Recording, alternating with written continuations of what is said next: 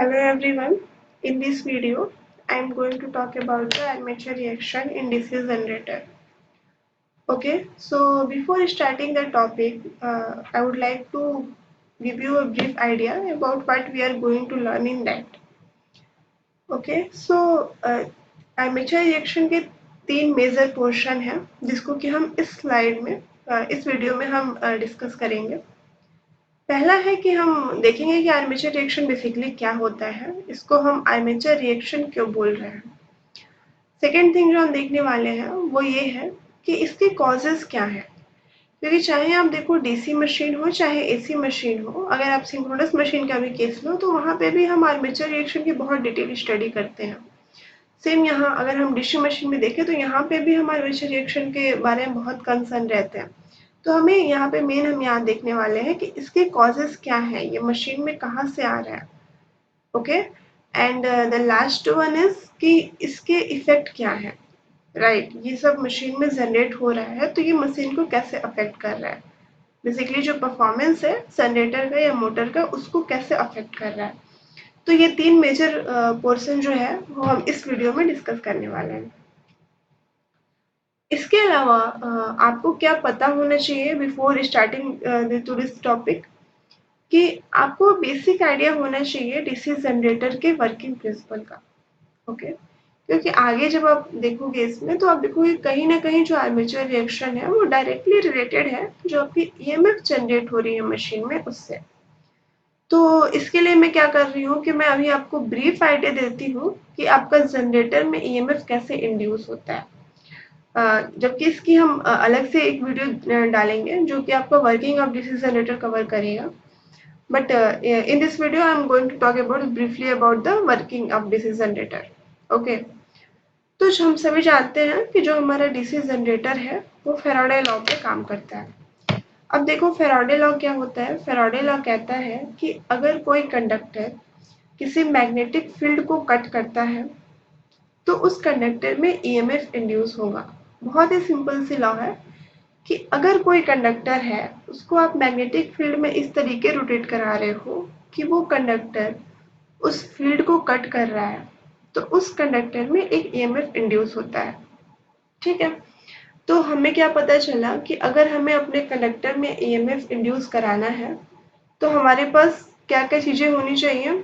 सबसे पहले हमारे पास होना चाहिए आपका फील्ड फ्लक्स, आपके पास मैग्नेटिक फील्ड लाइन होनी चाहिए, आपके पास एक कंडक्टर होना चाहिए क्योंकि कंडक्टर में ही आप ऑब्वियसली ईएमएफ इंड्यूस कराने वाले हो तो कंडक्टर तो आपके पास होना चाहिए।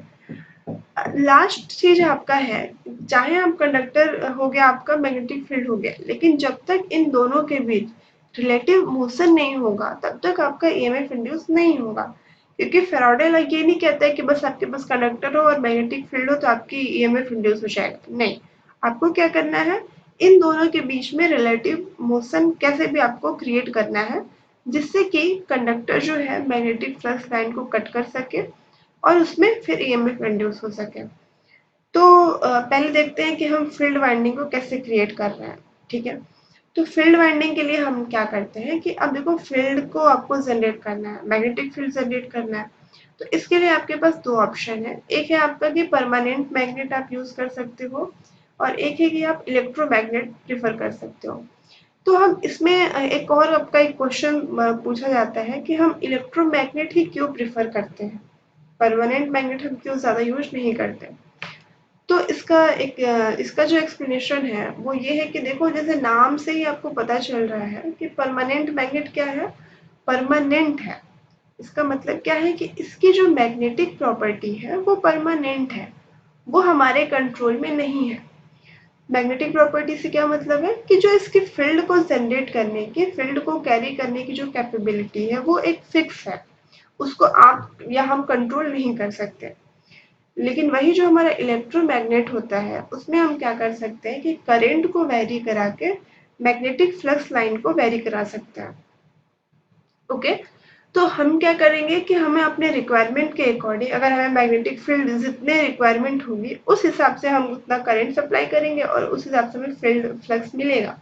तो आप देख सकते हो यहाँ पे क्या आप प्रिफर करोगे, ऑब्वियसली आप इलेक्ट्रोमैग्नेट प्रिफर करोगे क्योंकि उसका कंट्रोल हमारे हाथ में है। ओके, तो ये इसलिए हम यहाँ पे इलेक्ट्रोमैग्नेट यूज़ करते हैं।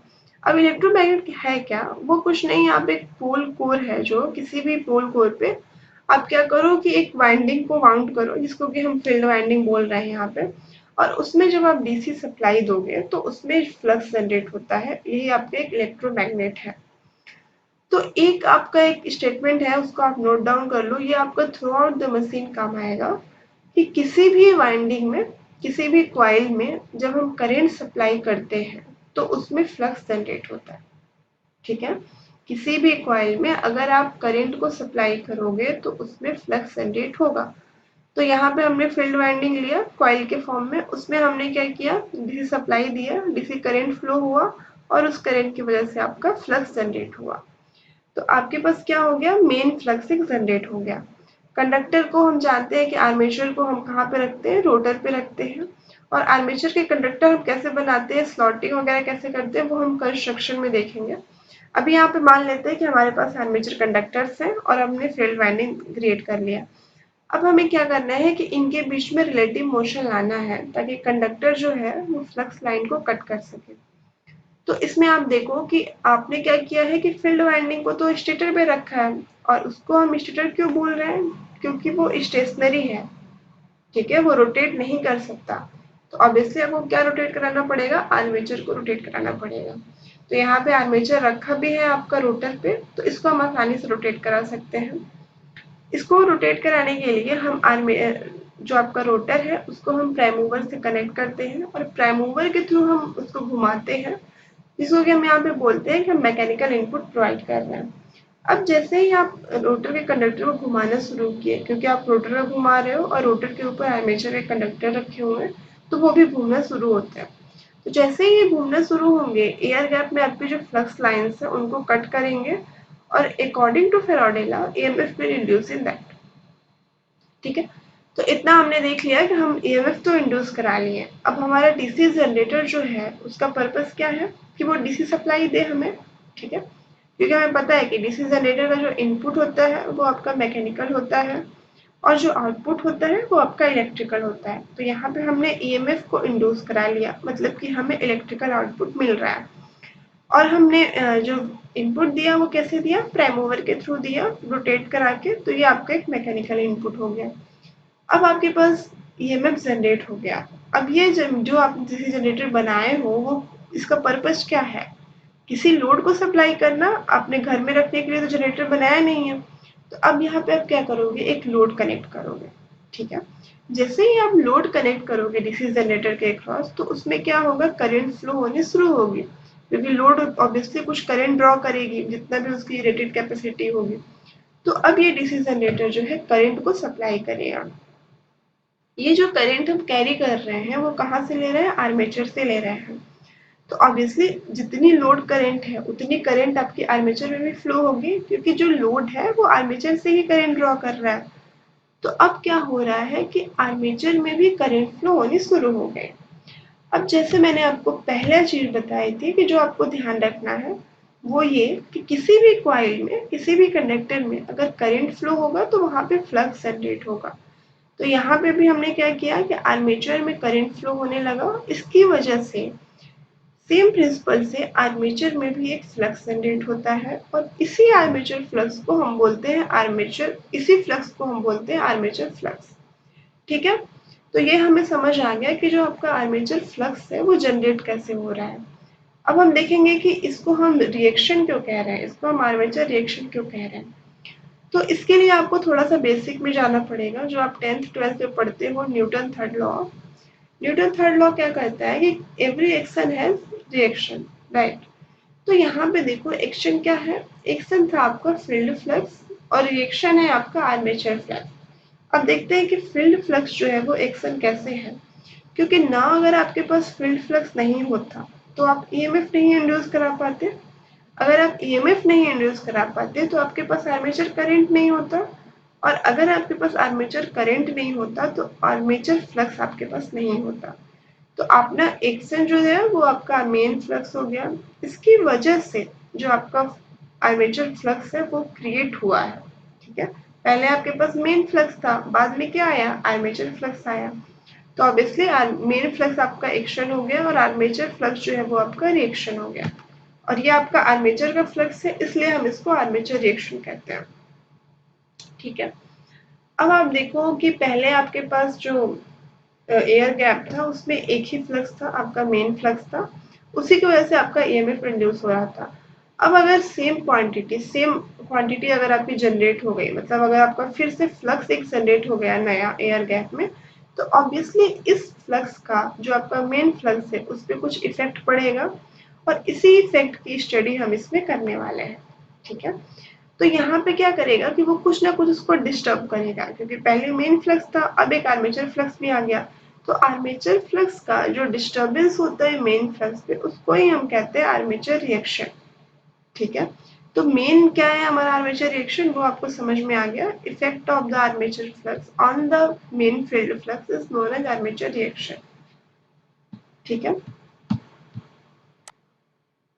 यही पॉइंट आपकी नेक्स्ट स्लाइड में मेंशन है कि आर्मेचर रिएक्शन जो है क्या हो रहा है कि when a DC machine is running both the fluxes will be present at a time. The armature flux superimposed with the main field flux and hence disturb the main field flux. ठीक है। And this effect is called as armature reaction in DC machine. ठीक है। तो यहाँ तक अभी हम देख लिए, हमने ये देख लिया कि हम आर्मेचर रिएक्शन क्यों कह रहे हैं, इसको रिएक्शन क्यों कह रहे हैं बेसिकली, और आर्मेचर पे है इसलिए हम आर्मेचर रिएक्शन कह रहे हैं। और ये है क्या आर्मेचर रिएक्शन क्या है बेसिकली, वो हमने यहाँ तक देख लिया। अब देखो यहाँ पे हम तीनों केस में हम डीसी जनरेटर को एनालिसिस करेंगे। ठीक है। तो पहला क्या है कि हम डीसी जनरेटर को नो लोड पे देख रहे हैं। ओके। तो अब आप बताओ कि जो आपका आर्मेचर फ्लक्स है वो किसकी वजह से जनरेट हुआ है, आर्मेचर के करंट की वजह से। अगर मान लो कि आपके पास आर्मेचर करंट ही नहीं होता तो क्या आपके पास कभी आर्मेचर फ्लक्स होता? ऑब्वियसली नहीं, है ना, क्योंकि वो जनरेट ही आर्मेचर करंट की वजह से हुआ है। तो अगर हम नो लोड की बात करें, ठीक है, तो हमारी जो आर्मेचर करंट होगी उसको किसी लोड को सप्लाई ही नहीं करना है ना। तो उसकी जो करंट होगी वो क्या होगी, अप्रोक्सीमेटली इक्वल टू जीरो होगी, राइट, क्योंकि कोई लोड तो उससे ड्रॉ करंट कर नहीं रही है। तो आर्मेचर करंट जो है नो लोड पे कितनी होती है, अप्रोक्सीमेटली इक्वल टू जीरो। अब अगर आपकी आर्मेचर करंट ही जीरो है तो क्या यहाँ पे आर्मेचर का कोई फ्लक्स बन पाएगा? नो। तो अगेन यहाँ पे हम क्या कह सकते हैं कि आपके पास आर्मेचर का कोई फ्लक्स नहीं है।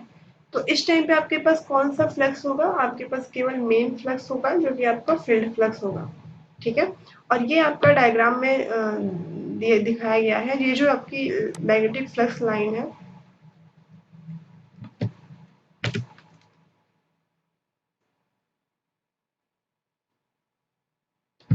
Wait a second.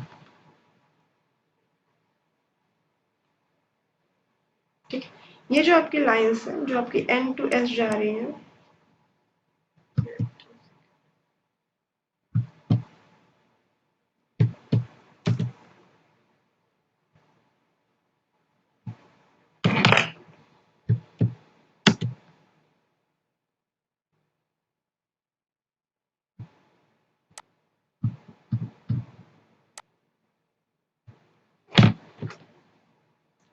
Okay, so sorry for disturbance. See, ये जो आपकी लाइंस है जो आपकी एन से एस जा रही है, जैसा हम सभी जानते हैं कि जो हमारी फ्लक्स लाइन है वो एन से निकलती है और साउथ की तरफ जाती है। तो ये जो आपकी लाइंस है वो आपकी मेन फ्लक्स है। ठीक है। एक चीज मैं एक्स्ट्रा पॉइंट आपको यहाँ बताना चाहूंगी। डीसी जनरेटर में हम दो एक्सिस के बारे में पढ़ते हैं। एक होता है आपका एमएनए एक्सिस और एक होता है जीएनए एक्सिस।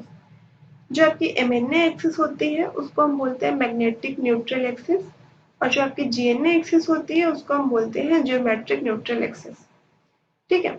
तो बेसिक अगर आपको इसके बारे में अगर ध्यान रखना है तो एक पॉइंट आप याद रखो कि जो आपका जीएनए होता है वो हमेशा मेन फ्लक्स से 90 डिग्री का एंगल बनाता है। ठीक है। मेन फ्लक्स से 90 डिग्री का एंगल बनाता है, और मेन फ्लक्स क्या है, आपकी फील्ड फ्लक्स, जिसको कि आपने इलेक्ट्रोमैग्नेट के थ्रू जनरेट किया है। तो अब आप देखिए ये आपका मेन फ्लक्स लाइंस है। ठीक है।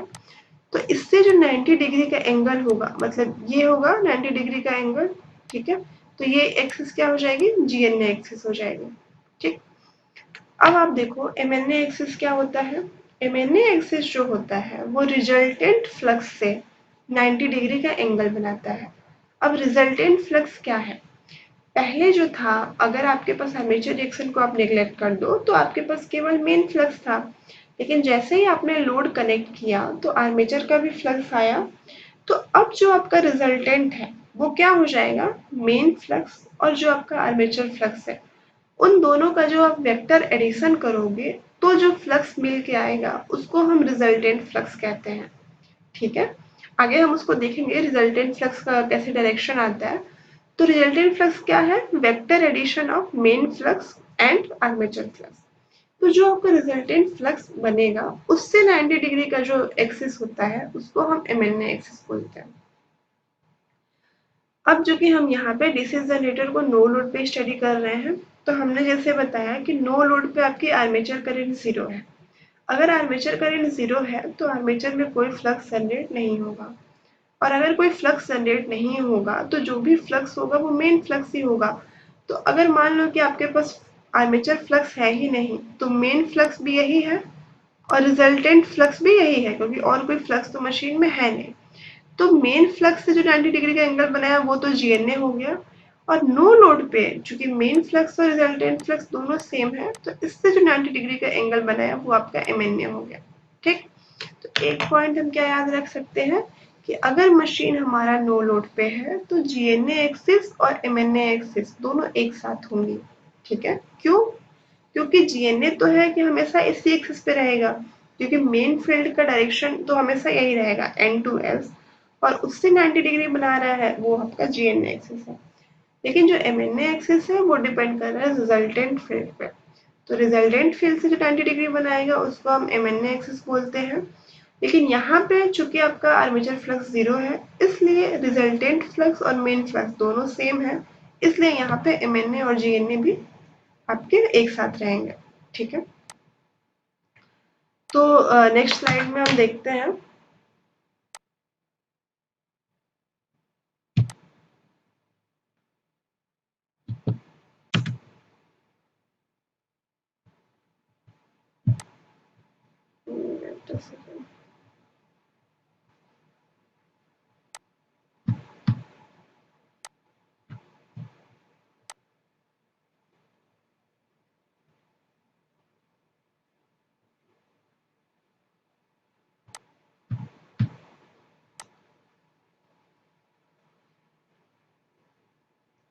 ओके, तो अभी हम देखेंगे कि जो हमारा आर्मेचर फ्लक्स जनरेट हुआ है उसकी डायरेक्शन कैसे आएगी।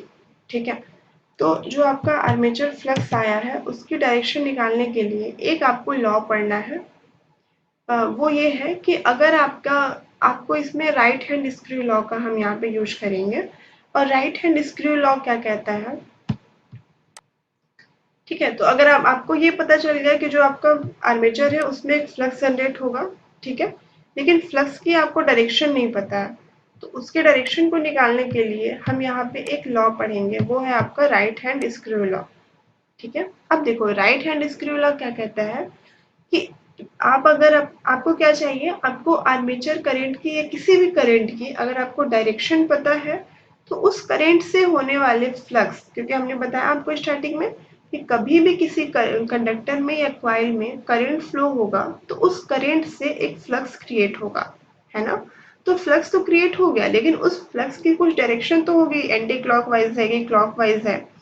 तो इसके लिए हमारे पास राइट हैंड स्क्रू लॉ है और ये कहता है कि अगर किसी कॉइल के या किसी कंडक्टर के करंट की डायरेक्शन आपको पता है तो आप उससे जनरेट होने वाली फ्लक्स की डायरेक्शन को निकाल सकते हो। ठीक है, अब इसको हमें यूज कैसे करना है, जैसे कि इसमें मेंशन है कि ये राइट हैंड लॉ है तो अब इसलिए आप राइट हैंड का यूज करोगे।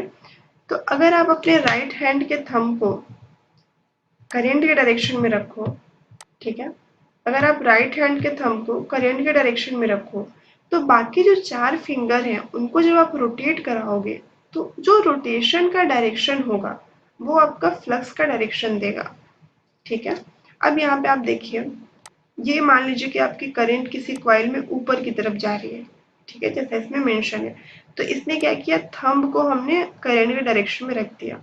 ठीक है, अब ये अगर आप थंब को ऊपर की तरफ रख के, अभी आप प्रैक्टिस कर सकते हो साथ में, अगर आप थंब को राइट ऊपर की तरफ रखोगे तो ये चारों फिंगर कैसे फोल्ड होंगी, इस डायरेक्शन में फोल्ड हो रही है ना, हम देख सकते हैं यहाँ पे। तो इसका मतलब कि ये कौन सी डायरेक्शन हो गई, ये जो चारों फिंगर के जो रोटेशन का डायरेक्शन है वो आपके फ्लक्स का डायरेक्शन है। तो यहाँ पे देखो वही आपके फ्लक्स के डायरेक्शन को दिखाया गया है, ये जो डायरेक्शन है वो आपकी फ्लक्स की डायरेक्शन है। करंट के डायरेक्शन में हमने क्या रखना है, थंब को रखना है, अपने अंगूठे को हम करंट डायरेक्शन में रखें, तो बाकी जो हमारी चारों फिंगर हैं वो जिस तरीके से रोटेट हो रही हैं उस रोटेशन के डायरेक्शन में हमारा फ्लक्स होगा। तो यहाँ पे आप देखो ये डायरेक्शन है रोटेशन की, मतलब ये क्या है, एंटी क्लॉकवाइज हमारा फ्लक्स जनरेट होगा। तो अभी के लिए हम यहाँ पे क्या समरी बना सकते हैं कि अगर हमारी करंट ऊपर की तरफ है तो जो फ्लक्स है वो एंटी क्लॉकवाइज आ रहा है। अगर इसी को आप नीचे रख के भी ट्राई कर सकते हो अपने राइट हैंड से, अगर आप अपने अंगूठे को नीचे की तरफ करोगे, मान लो अगर आप अंगूठे को यहाँ ऐसे नीचे की तरफ करोगे तो जो आपकी करंट की डायरेक्शन होगी वो कैसे आएगी, वो आपकी क्लॉकवाइज आएगी, सॉरी फ्लक्स की जो डायरेक्शन होगी वो आपकी क्लॉकवाइज आएगी। तो इसको आप ट्राई कर सकते हो, ठीक है। तो इसके साथ ही हम अब आर्मेचर फ्लक्स के डायरेक्शन के बारे में देखेंगे।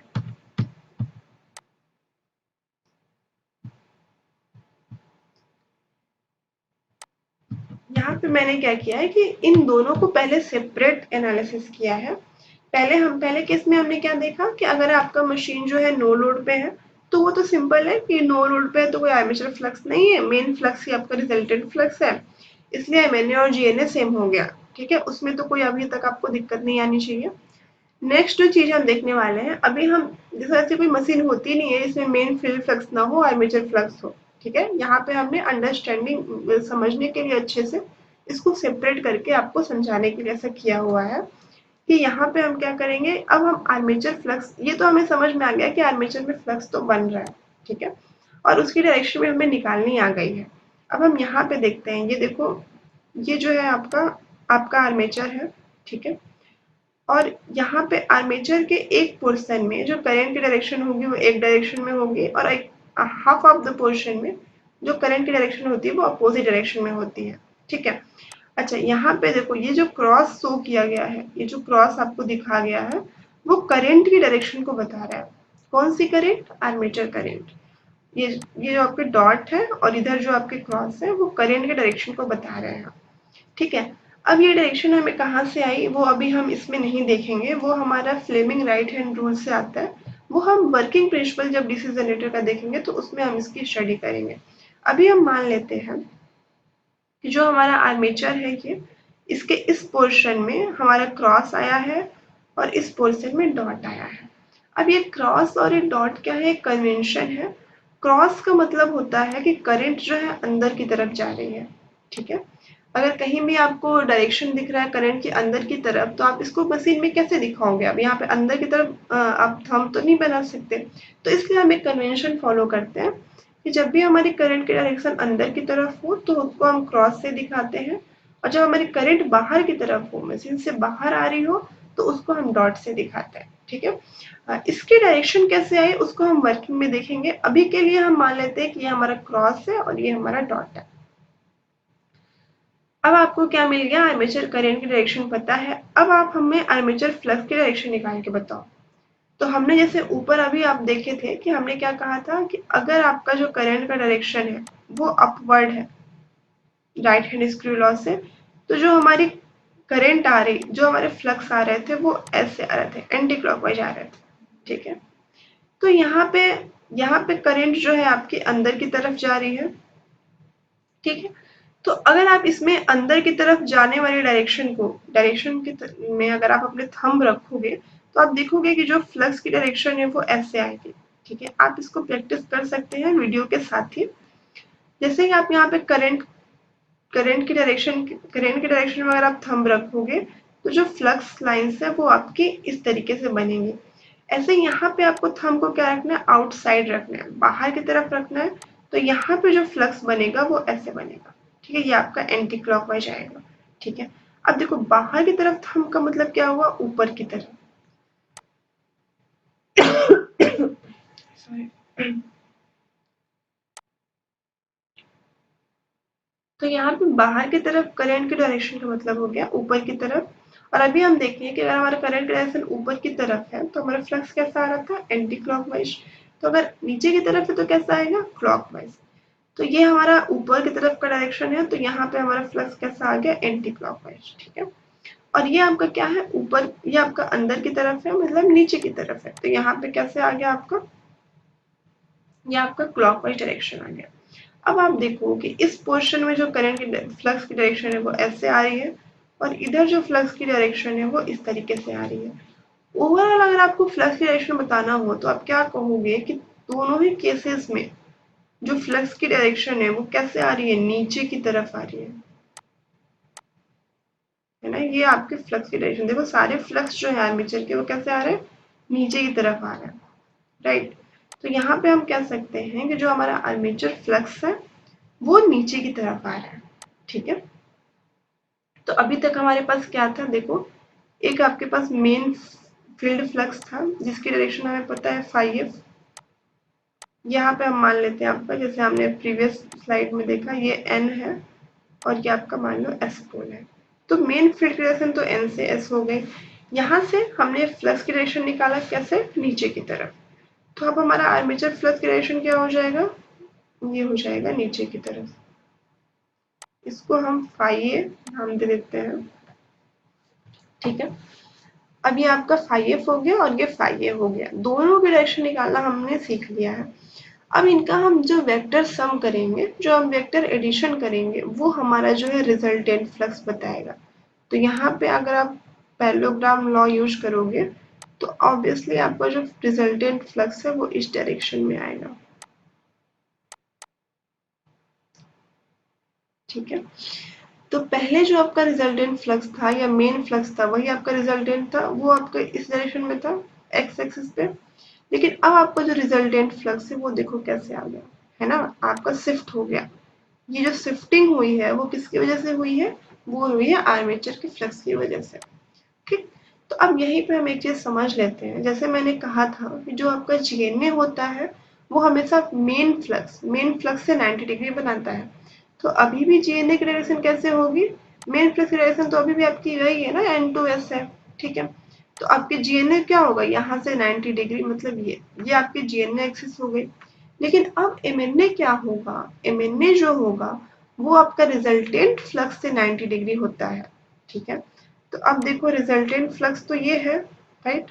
तो इससे अगर आपको 90 डिग्री ड्रॉ करना हो तो ये इस तरीके कुछ एक्सिस बन जाएगी, और ये जो एक्सिस होगी वो आपकी एमएनए हो जाएगी। ठीक है। तो पहले नो लोड के केस में क्योंकि रिजल्टेंट फ्लक्स और मेन फ्लक्स एक ही था तो जीएनए और एमएनए दोनों सेम एक्सिस पे थे।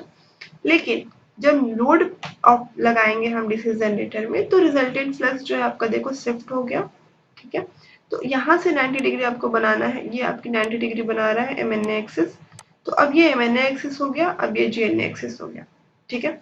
तो अब देखो जीएनए एक्सिस शिफ्ट हो गया ना, पहले आपका सॉरी एमएनए एक्सिस शिफ्ट हो गया, पहले आपका एमएनए एक्सिस और जीएनए एक्सिस दोनों यहीं पे था। अब आपका एमएनए एक्सिस जो है यहाँ से इधर शिफ्ट हो गया। ठीक। तो एक क्वेश्चन जो आपका बनता है कि जनरेटर में जो एमएनए एक्सिस होता है वो कैसे शिफ्ट होता है। तो ये देखो यहाँ पे ये जो हमारी डायरेक्शन लेते हैं ना हम जनरेटर में, वो हम लेते हैं ये जो हमारी डायरेक्शन है क्लॉकवाइज, वो हम जनरेटर में कि हम इसको ऐसे घुमा रहे हैं। और आपका जो एमएनए शिफ्ट हुआ है वो भी इसी डायरेक्शन में शिफ्ट हुआ है। ठीक है। तो हम क्या कह सकते हैं कि जो हमारा एमएनए होता है वो जो हमारा डीसी जनरेटर है उसके रोटेशन के ही डायरेक्शन में शिफ्ट होता है। ओके। तो यहाँ पे हमने क्या देखा, आर्मेचर फ्लक्स के डायरेक्शन को हमें कैसे निकालना है वो हमने सीखा। तो यहाँ से हमें पता चला कि जो हमारा आर्मेचर फ्लक्स है वो नीचे की तरफ आ रहा है। ओके। दूसरा चीज हमने क्या देखा कि हमने जीएनए से हमारा एमएनए किस तरीके से शिफ्ट हो रहा है, क्यों शिफ्ट हो रहा है, क्योंकि रिजल्टेंट फ्लक्स शिफ्ट हो रहा है। उसी तरीके से उससे 90 डिग्री बनाने के लिए हमारा एमएनए भी शिफ्ट हो रहा है। थर्ड पॉइंट हमने क्या देखा कि एमएनए जो है जनरेटर के रोटेशन के डायरेक्शन में शिफ्ट हो रहा है, क्योंकि जनरेटर रोटेशन हम कैसे माने हुए हैं, क्लॉकवाइज माने हैं, और एमएनए भी आपका इधर ही शिफ्ट हो रहा है, तो इसलिए ये जनरेटर रोटेशन के डायरेक्शन में ही शिफ्ट हो रहा है। ठीक है। तो ये 3 पॉइंट आपको यहाँ से ध्यान रखना है। तो अभी नेक्स्ट स्लाइड पे चलते हैं।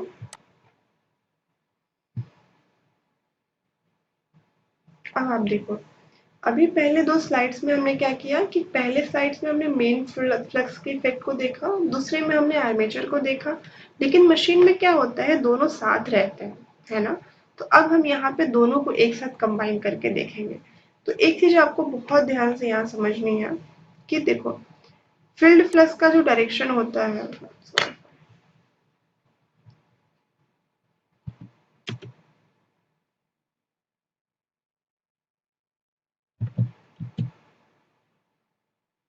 Wait a second.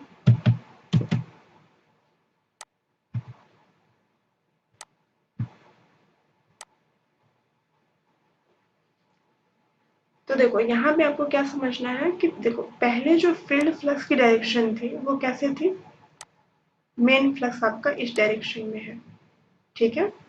इसको आपको थोड़ा सा ध्यान से समझना है, ये आपका मेन फ्लक्स का डायरेक्शन है क्योंकि इधर एन हमने माना है, इधर एस माना है। अब आपका क्या हुआ, आर्मेचर फ्लक्स भी आया, इसको थोड़ा सा और बड़ा कर लेते हैं।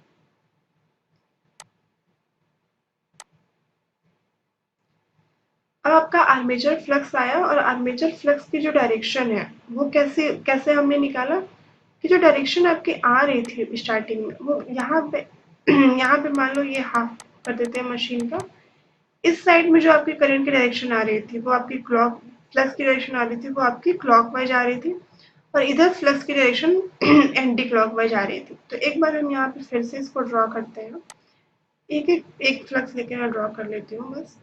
ये आपका मान लो इस वाइंडिंग में इधर साइड में आपका आर्मेचर फ्लक्स हो गया, ये आपका क्या था, एंटी क्लॉकवाइज था, ठीक है?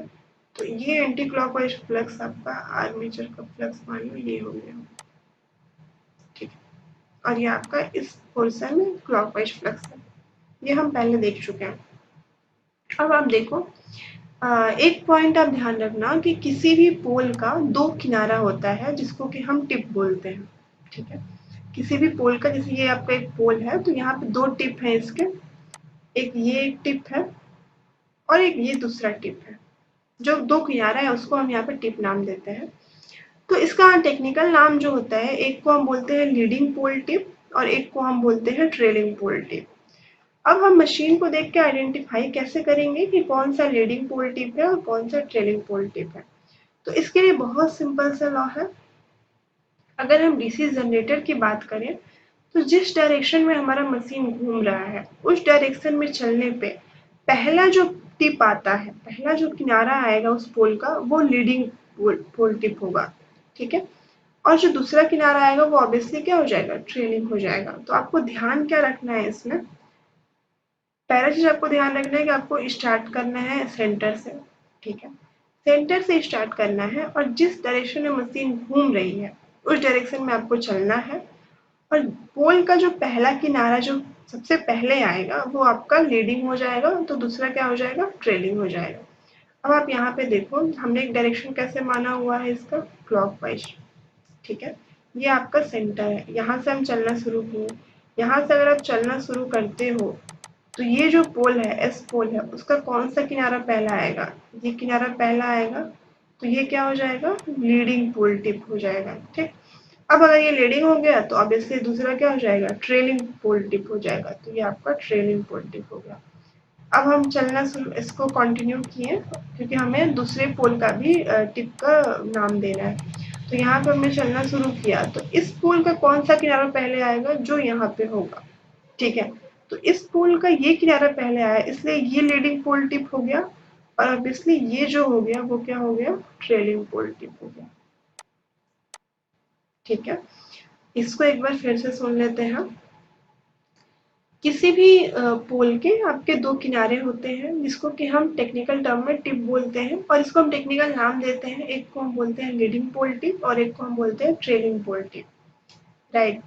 सो लीडिंग पोल टिप और ट्रेलिंग पोल टिप हम आइडेंटिफाई कैसे करेंगे, तो किस इसके लिए क्या करना है कि जनरेटर की अगर हम यहाँ पे बस बात कर रहे हैं तो यहाँ पे जनरेटर के सेंटर पे जाना है, बिल्कुल ये आपका सेंटर है, और जनरेटर जिस डायरेक्शन में घूम रहा है उस डायरेक्शन में हम चलना शुरू करेंगे। यहाँ से हमने चलना शुरू किया और पोल का जो किनारा पहले आएगा उसको हम बोलेंगे लीडिंग पोल टिप, और एक किनारा हमको पता चल गया, दूसरा का तो हमें कोई दिक्कत नहीं होगा, ऑब्वियसली वो ट्रेलिंग पोल टिप होगा। ऐसे ही हम यहाँ पे चलना कंटिन्यू किए क्योंकि हमें दूसरे पोल टिप का भी नाम देना है। तो यहाँ पे ये किनारा इसका पहले आएगा जो यहाँ पे होगा, इसलिए लीडिंग पोल टिप हो गया और नेक्स्ट जो है वो आपका ट्रेलिंग पोल टिप हो गया। अब इससे क्वेश्चंस बनते हैं, ये इसका सिग्निफिकेंस है मेन कि कहाँ पे फ्लक्स कैसे वो हम देखते हैं अभी कहाँ पे फ्लक्स बढ़ रहा है कहाँ घट रहा है। अब आप देखो फिर ये जो है आपका फील्ड फ्लक्स है और ये हमने एक आर्मेचर फ्लक्स ड्रॉ किया इस साइड में। ऐसे ही यहाँ पे ये आपका मेन फ्लक्स है और ये आपका आर्मेचर फ्लक्स है। अब यहाँ पे देखो अगर आप इतने पोर्शन की बात कर रहे हैं हम अगर, तो ये मेन फील्ड है और ये आर्मेचर फ्लक्स का डायरेक्शन है ना, यहाँ पे ये ऐसे आ रहा है, तो ये कैसे जा रहा होगा इस तरीके से फ्लक्स भी अपना पाथ कंप्लीट करेगा, तो ये फ्लक्स लाइंस है। तो अगर हम बस इस एरिया की बात करें तो देखो यहाँ पे ये तो मेन फ्लक्स है और ये आर्मेचर फ्लक्स है, तो यहाँ पे दोनों की डायरेक्शन क्या है सेम है। अलग से अगर हम इसको बनाए लें, ये एक आपका मान लो मेन फ्लक्स हो गया और यहाँ पे क्योंकि एक साइड में डायरेक्शन ऐसे है ना आर्मेचर फ्लक्स की, अगर हम लेफ्ट साइड की बात करें तो ये आपका आर्मेचर फ्लक्स है और ये आपका मेन फ्लक्स है। तो ये दोनों की जो डायरेक्शन है वो यहाँ पे इस पोल टिप पे क्या हो रही है सेम है, तो ये यहाँ पे ऐड हो जाएगी। अगर आप वेक्टर समेशन भी कर रहे हो तो ऑब्वियसली दोनों की जो डायरेक्शन सेम है तो वो ऐड हो जाएंगे। ऐसे ही हम यहाँ पे देखते हैं, ये आपकी एंटी क्लॉकवाइज डायरेक्शन है तो ये ऐसे कंप्लीट करेगा पाथ।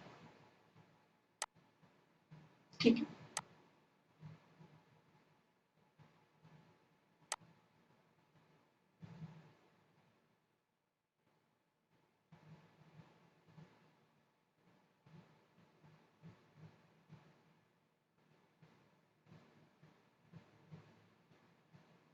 ओके सॉरी सॉरी, यहाँ पे जो आपकी फ्लक्स की डायरेक्शन है वो एंटी क्लॉक है तो इसको एंटी क्लॉकवाइज ड्रॉ कर लेते हैं। ये भी हमने क्लॉकवाइज ही ड्रॉ कर दिया,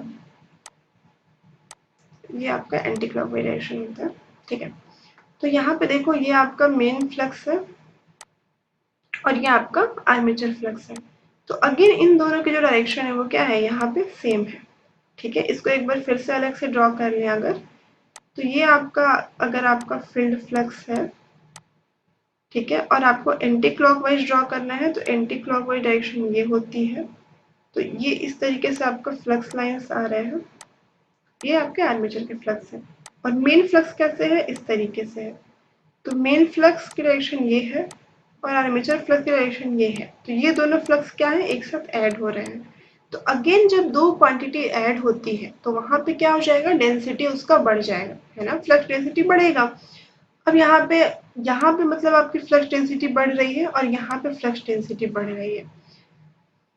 तो फ्लक्स डेंसिटी बढ़ने का मतलब क्या होता है, फ्लक्स डेंसिटी बढ़ने का मतलब ये है कि जो आपके फ्लक्स लाइन होंगी वो एक दूसरे के क्लोज आ जाएंगी। ठीक है, फ्लक्स डेंसिटी डेंस होने का मतलब क्या हुआ कि कम एरिया में ज्यादा फ्लक्स का होना, तो ऑब्वियसली फ्लक्स लाइन क्लोज आ जाएंगे। अब हम दोनों ये जो आपका है वो आप देखो, ये जो किनारा था वो क्या निकाला था हमने ट्रेलिंग पोल टिप, और ये भी जो किनारा था वो आपका क्या था ट्रेलिंग पोल टिप था। तो हम कह सकते हैं कि दोनों जो ट्रेलिंग पोल टिप है दोनों ही पोल के वहां पे फ्लक्स डेंसिटी बढ़ रही है। एक बार हम लीडिंग पोल टिप की बात कर लेते हैं, तो ये देखो ये जो है आपका मेन फ्लक्स का डायरेक्शन है और ये आर्मेचर का फ्लक्स है ना, ये ऐसे आपका जा रहा है क्लॉकवाइज। तो अब आप देखिए ये जो फ्लक्स है और ये जो फ्लक्स है ये मेन फ्लक्स है या आर्मेचर फ्लक्स है, तो इसके जो डायरेक्शन है वो क्या है एक दूसरे के अपोजिट है। तो जब दो क्वांटिटी एक दूसरे के अपोजिट हैं तो ऑब्वियसली वो क्या करेंगी एक दूसरे को कैंसिल करेंगे। तो यहाँ पे क्या होगा कि ये जो क्वांटिटी है वो सब्ट्रैक्ट हो रही है, सेम चीज आपका यहाँ पे हो रहा है। ठीक है, ये आपका एंटी क्लॉकवाइज डायरेक्शन था, तो ये तो ये यहाँ पे देखो ये आपका फील्ड ये आपका आर्मेचर फ्लक्स है और ये आपका मेन फ्लक्स है। तो अगेन यहाँ पर डायरेक्शन क्या है अपोजिट है। तो यहाँ से हम एक कंक्लूजन ड्रॉ करेंगे कि जो आपका मैग्नेटिक फ्लक्स लाइन है वो ट्रेलिंग पोल टिप पे बढ़ रही है और लीडिंग पोल टिप पे कम हो रही है। ठीक है, तो ट्रेलिंग पोल टिप पे बढ़ने का मतलब क्या है कि जो डेंसिटी है वो वहां पे बढ़ जाएगी। तो ये देखो यहाँ पे डेंसिटी क्या है बढ़ गई है ना, ऐसे आपकी फ्लक्स लाइंस जा रही है और ये दोनों जो किनारा है वहां पे फ्लक्स लाइन कम हो रही है, क्यों, क्योंकि यहाँ पे सब्ट्रैक्ट हो रही है और यहाँ पे बढ़ रही है। तो एक आपको यहाँ से कंक्लूजन क्या ड्रॉ करना है, पहला चीज तो आपको ये ड्रॉ देखना है कि आपको ट्रेलिंग पोल टिप और लीडिंग पोल टिप आप आइडेंटिफाई कैसे करोगे। दूसरा चीज हमने यहाँ से देखा कि जो हमारा ट्रेलिंग पोल टिप है वहां पे फ्लक्स डेंसिटी बढ़ रही है, ठीक है, और दूसरा जो लीडिंग पोल टिप है वहां पे हमारी फ्लक्स डेंसिटी कम हो रही है। तो अब आप एक बात बताओ, इन जनरल अगर आप कॉमन वे में सोचो कि एक पोल के अंदर अगर एक किनारे पे मान लो, देखो एक किनारे पे हमने क्या कहा कि फ्लक्स बढ़ रहा है और एक किनारे पे हमने कहा कि फ्लक्स कम हो रहा है, तो ओवरऑल क्या होना चाहिए, एक पोल के अंडर में तो कोई चेंज ही नहीं आनी चाहिए, क्योंकि जितना यहाँ पे बढ़ा उतना यहाँ पे कम हो गया, तो फिर तो कोई चेंज ही नहीं हुआ ना एक पोल के नीचे। ऐसे ही यहाँ पे अगर कम हुआ तो यहाँ पे बढ़ गया, तो एक पोल के नीचे कोई चेंज नहीं हुआ, ठीक। तो इस तरीके से हम क्या सोच सकते हैं कि फिर तो आर्मेचर फ्लक्स का तो कोई नुकसान ही नहीं हुआ, उस पर कोई असर ही नहीं पड़ा मशीन पे, एक पोर्शन में कम हो रहा है दूसरे में बढ़ जा रहा है। लेकिन ऐसा होता नहीं है, ठीक है, प्रैक्टिकली ऐसा नहीं होता है। ऐसा क्यों नहीं होता है, देखो जैसे मान लो कि मशीन मशीन की एक लिमिट होती है, सैचुरेशन लिमिट जिसको हम कहते हैं, उससे ज्यादा फ्लक्स उस मशीन में नहीं क्रिएट हो सकता, क्योंकि फ्लक्स जो कोर जो है वो जो आपके पोल्स है वो सैचुरेट हो गए, तो उससे ज्यादा फ्लक्स आप क्रिएट नहीं कर सकते, ठीक है। तो मान लो कि यहाँ पे, और मशीन जनरली हमारे सैचुरेशन के आसपास ही ऑपरेट करती है, ठीक है। एक एग्जांपल से मैं आपको यहाँ पे समझाती हूँ कि मान लो कि आर्मेचर फ्लक्स की वजह से इन पोल टिप पे 5 वेबर का फ्लक्स बढ़ना था, ठीक है, तो यहाँ पे भी 5 वेबर का कम हो जाएगा, ठीक है, यहाँ पे -5 वेबर हो जाएगा। तो यहाँ पे आपको क्या लग रहा होगा कि 5 बढ़ रहा है 5 घट रहा है तो कोई चेंज नहीं आया, लेकिन ऐसा होता नहीं। क्यों नहीं होता है, क्योंकि यहाँ पे देखो घटने की कोई लिमिट नहीं होती है, ठीक है, -5 आराम से यहाँ पे घट जाएगा, लेकिन बढ़ने में क्या समस्या आएगी कि पहले से मशीन आपका सेचुरेशन के पास चल रहा है, जैसे ही आप 1 वेबर बढ़ाए 2 वेबर बढ़ाए तो मशीन आपकी सेचुरेट हो गई, उससे ज्यादा आप बढ़ा ही नहीं सकते, ठीक है। तो आपकी मशीन क्योंकि सेचुरेशन के पास चल रही है तो उसको हम बढ़ा नहीं सकते फ्लक्स, तो यहाँ पे 5 वेबर ना बढ़ के ये 2 वेबर तक ही मान लो बढ़ पाया, ठीक है, क्योंकि 2 वेबर तक जैसे बढ़ा या आपकी मशीन सेचुरेट हो गई तो उससे ज्यादा फ्लक्स तो बढ़ नहीं पाएगा, तो ये 2 वेबर बढ़ा लेकिन घट तो सकता है, तो -5 वेबर घट गया, तो ओवरऑल क्या हुआ, घटा फ्लक्स। इससे जो घटने के फ्लक्स की प्रक्रिया है इसी को हम बोलते हैं demagnetization effect of armature flux, क्योंकि ये क्या कर रहा है, फ्लक्स लाइन को डीमैग्नेटाइज कर रहा है। मैग्नेटाइज करना मतलब फ्लक्स को क्रिएट करना, फ्लक्स को बढ़ाना, और डीमैग्नेटाइज करना मतलब कि फ्लक्स को रिड्यूस करना। तो ओवरऑल जो है आपका फ्लक्स क्या हो गया, रिड्यूस हो गया। इसके अलावा एक दूसरा इफेक्ट जो इसका क्या हुआ कि पहले जो आपकी देखो फ्लक्स लाइन कैसी थी, बिल्कुल सिंपल स्ट्रेट थी, लेकिन अब फ्लक्स लाइन कैसे हो गई है, ऐसे आपके टोटल रिजल्टेंट फ्लक्स आपके ऐसे जा रहे हैं, तो ये एक तरह से डिस्टॉर्टेड हो गए हैं फ्लक्स। तो इसको हम बोलते हैं cross magnetization effect of armature flux, ठीक है। तो आपका आर्मेचर फ्लक्स की वजह से दो नुकसान हुआ, पहला डीमैग्नेटाइजिंग इफेक्ट, मतलब कि आपका जो फ्लक्स का है उसका मैग्नीट्यूड कम हो रहा है। दूसरा जो चीज है वो है आपका क्रॉस मैग्नेटाइजेशन, उसमें क्या है कि क्रॉस मैग्नेटाइजेशन का मतलब कि शेप को चेंज करना, तो इसने क्या किया कि फ्लक्स जो है रिजल्टेंट फ्लक्स उसके शेप को चेंज कर दिया, ठीक है। तो इसमें आपको दो चीज आपको ध्यान में रखनी है। अच्छा मान लो कि किसी क्वेश्चन में आपको बोल देता है कि अगर सेचुरेशन निग्लेक्ट कर दिया जाए, मान लिया जाए कि मशीन कभी सेचुरेट हुआ ही नहीं या हो ही नहीं सकता, तो आप कहोगे कि फिर तो कोई दिक्कत नहीं है, 5 वेबर बढ़ा 5 वेबर घटा तो ओवरऑल कोई इफेक्ट नहीं हुआ। तो फिर आप ये कह सकते हो कि उस केस में क्या होगा कि फ्लक्स में कोई कमी नहीं आएगी, है ना, क्योंकि 5 वेबर एक पोल टिप पे बढ़ रहा है दूसरे पे घट रहा है, तो कोई कमी फ्लक्स में नहीं आएगी। मतलब उस केस में क्या होगा कि कोई डिमैग्नेटाइजिंग इफेक्ट ऑफ फ्लक्स नहीं होगा, लेकिन क्रॉस मैग्नेटाइजिंग तो अभी भी रहेगा, क्योंकि शेप तो अभी भी चेंज होगा। तो अब उस टाइम पे क्या होगा कि आपका क्रॉस मैग्नेटाइजिंग इफेक्ट ही केवल मशीन में रहेगा, ठीक है। तो अब हम देखते हैं इससे रिलेटेड क्वेश्चंस जो है हमारे, उसको हम डिस्कस कर लेते हैं। तो अभी तक मैं अगर आपको एज ए समरी बताऊं तो हमने देखा कि आर्मेचर रिएक्शन को हम आर्मेचर रिएक्शन क्यों बोलते हैं, वो क्या होता है, उसके कॉजेस क्या हैं और उसका इफेक्ट क्या है। ये 3 पॉइंट हमने अभी डिस्कस किए हैं, और उसी से रिलेटेड जो आपके प्रीवियस ईयर जेई के क्वेश्चंस हैं, चाहे वो आपके एसएससी जेई के हों चाहे आपके जो स्टेट जेई होते हैं यूपीसीएल जेई हो गया, इसके जितने भी जेईई के एग्जाम्स होते हैं उनसे रिलेटेड हम क्वेश्चन अब डिस्कस करेंगे। ठीक है, तो यहाँ पे देखो पहला क्वेश्चन आपका बहुत सिंपल क्वेश्चन है। In a DC generator the armature reaction results in. DC generator में जो आर्मेचर रिएक्शन होता है उसका क्या इफेक्ट होता है। तो पहला जो आपका ऑप्शन है वो है demagnetizing of centre of the pole. Second option is magnetization of the interpole, and third one is demagnetization of leading pole tip and magnetization of trailing pole tip।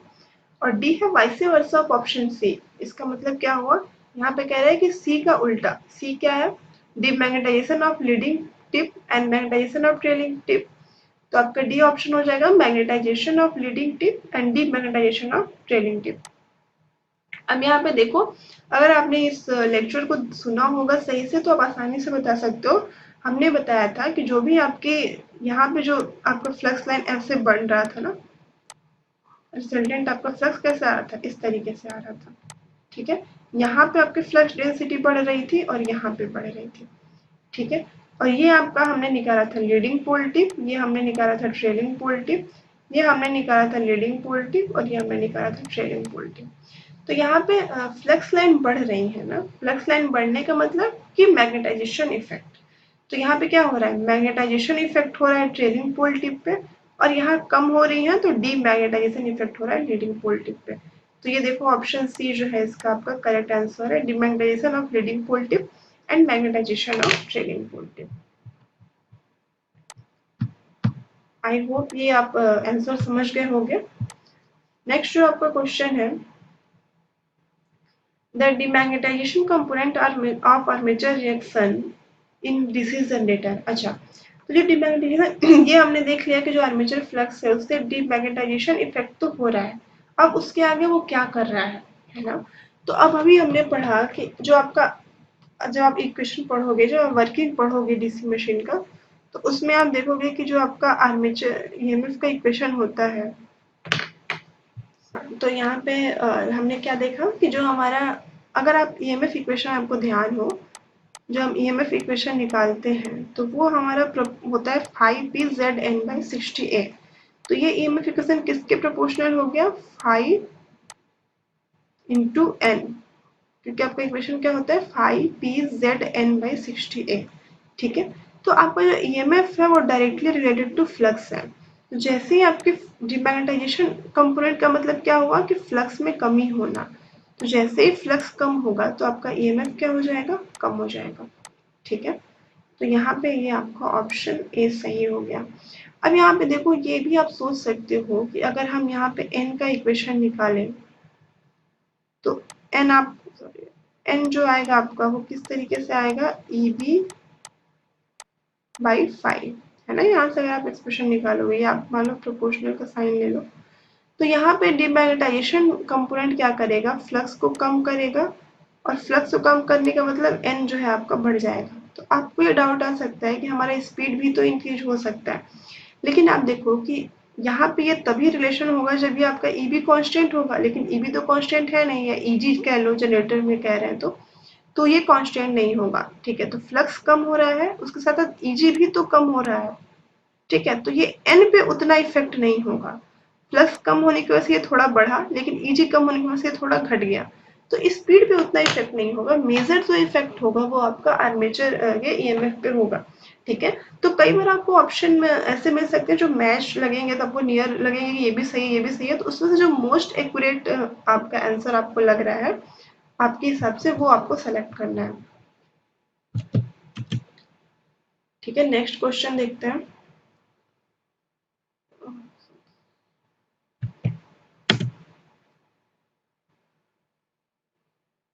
Okay, so next question is in DC generator when MNA coincide with GNA axis। क्या कह रहा है कि DC generator में MNA जो है और GNA कब कोइंसाइड करते हैं। कोइंसाइड मतलब कि कब ये एक साथ होते हैं। तो ये क्वेश्चन हम डिस्कस कर चुके हैं। जब भी हमारा नो लोड का केस होगा उस केस में क्या हो जाएगा कि MNA और GNA एक साथ होंगे। ठीक है, ये हमने पहले डिस्कस कर चुका है। तो ये हो जाएगा there is no load on generator, ये आपका ऑप्शन ए हो जाएगा। क्यों, क्योंकि एमएनए तो हमेशा फील्ड के मेन फील्ड के 90 डिग्री है, और जब नो लोड है तो रिजल्टेंट भी यही है, तो इसके 90 डिग्री भी क्या हो जाएगा, एमएनए भी होगा, तो जीएनए और एमएनए दोनों सेम एक्सिस पे आ जाएगा। ठीक है।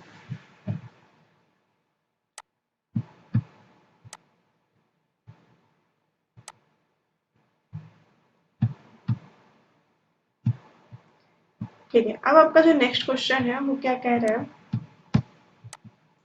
कि in DC machine on no load the MNA axis. DC machine में नो लोड पे, तो ये तो सेम क्वेश्चन है जो आपका ऊपर हमने इसको रिवर्स में दे दिया है। कह रहे हैं कि डीसी मशीन में अगर नो लोड हो तो एमएनए कहाँ होगा। तो अभी हमने देखा कि एमएनए और जीएनए सेम एक्सिस पे होगा अगर ये नो लोड का केस है। अब ये पॉइंट ना आपको ध्यान से पढ़ना है, अगर यहीं पे अगर ये नो ना हो तो फिर आपका आंसर चेंज हो जाएगा। ठीक है, यहाँ पे आपको नो लोड पे बोला है, तो हमें पता है कि नो लोड पे एमएनए और जीएनए एक साथ होते हैं। तो यहाँ पे आपको देखना है कि एमएनए जो है वो क्या होगा, कोइंसाइड करेगा विथ जीएनए। तो ये आपका ऑप्शन सी हो जाएगा।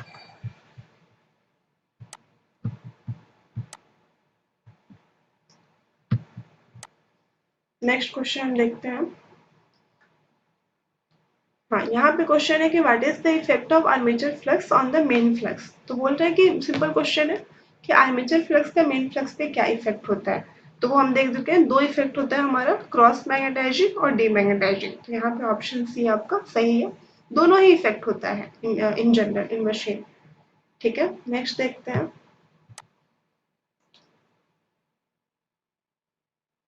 Okay, so next question is MNA axis is. MNA axis जो है वो क्या है। तो ये बोल रहा है कि हमेशा always makes 90 degree with field flux. Field flux जो होता है आपका मेन फ्लक्स होता है। Always makes 90 degree with armature flux. Third option है always makes 90 degree with resultant flux. तो ये हम देख चुके हैं, यहाँ पे एमएनए एक्सिस की बात हो रही है। ये आपको ध्यान रखना है कौन से एक्सिस की बात हो रही है। अगर यही जीएनए एक्सिस होता तो आपका आंसर डिफरेंट होता, क्योंकि ये एमएनए एक्सिस की बात हो रही है। और यहाँ पे ऑप्शन दिया है कि हमेशा ये क्या करेगा, 90 डिग्री बनाएगा with resultant. So option C is right.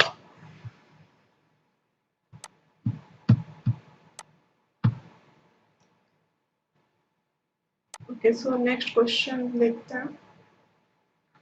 Next question है कि जीएनए एक्सिस, जो अभी मैं आपको बता रही थी कि अगर आपको एक्सिस का बहुत ध्यान रखना है, तो यहाँ पे जीएनए एक्सिस क्या करता है। तो इसमें ऑप्शन है always makes 90 degree with resultant, 90 degree with field, 90 degree with armature. तो हम देख चुके हैं जीएनए हमेशा फील्ड फ्लक्स से 90 डिग्री बनाएगा, एमएनए हमेशा रिजल्टेंट फ्लक्स से 90 डिग्री बनाएगा। ठीक है, ओके, सो यहाँ पे आपका ये जो आपका आर्मेचर रिएक्शंस का जो बेसिक है वो आपका खत्म होता है। इसमें मैं आपको एक बेसिक सा थोड़ा समरी एक बार समराइज कर देती हूँ पूरा जो हमने पढ़ा 15 मिनट में। तो पहला चीज हम देखो कि आर्मेचर रिएक्शन क्या है। आर्मेचर फ्लक्स का मेन फ्लक्स पे जो इफेक्ट है उसको हम आर्मेचर रिएक्शन कहते हैं। इसके कॉजेज हमें समझ में आ गया कि आर्मेचर करंट फ्लो होती है, उसी की वजह से यहाँ पे आर्मेचर फ्लक्स जनरेट होता है। अगर हमारा नो लोड है तो मशीन में कोई आर्मेचर फ्लक्स नहीं होगा, कोई आर्मेचर रिएक्शन नहीं होगा। हमने एमएनए एक्सिस देखा, जीएनए एक्सिस देखा। एक चीज हमने देखा कि अगर हमारा मशीन लोड में है तो हमारा एमएनए जो है शिफ्ट होता है जनरेटर के रोटेशन के डायरेक्शन में। ठीक है, ये सारी जो इन जनरल जो हमारी आर्मेचर रिएक्शन है उसमें दो इफेक्ट होते हैं, डीमैग्नेटाइजिंग और क्रॉस मैग्नेटाइजिंग। अगर हम सैचुरेशन को निग्लेक्ट कर दें, हम चाहे कि मशीन में जितना फ्लक्स बढ़ाना चाहे बढ़ा सकते हो, तो उस केस में डीमैग्नेटाइजिंग इफेक्ट नहीं होगा, क्योंकि एक पोल टिप पे जितना ये कम करेगा दूसरे पे उतना ही ये बढ़ा देगा। तो एक पोल के अंदर उसमें कोई फ्लक्स में इफेक्ट नहीं होगा, लेकिन प्रैक्टिकली ऐसा नहीं होता है, क्योंकि मशीन जो है हमारी सैचुरेशन के आसपास ऑपरेट करती है, तो वो उतना फ्लक्स बढ़ नहीं पाता लेकिन कम तो हो सकता है। तो ओवरऑल आपका डीमैग्नेटाइजिंग इफेक्ट हो जाता है। इसके अलावा हमने देखा कि हम लीडिंग पोल टिप और ट्रेलिंग पोल टिप आइडेंटिफाई कैसे करेंगे। तो अगर हम जनरेटर की बात करें, इसमें हमें जितने भी जंक्शन है, जो भी डिस्कशन है वो जनरेटर से रिलेटेड है। ठीक है, तो जनरेटर के हम सेंटर पे जाएंगे और जिस डायरेक्शन में जनरेटर घूम रहा है हम उस डायरेक्शन में घूमना शुरू करेंगे।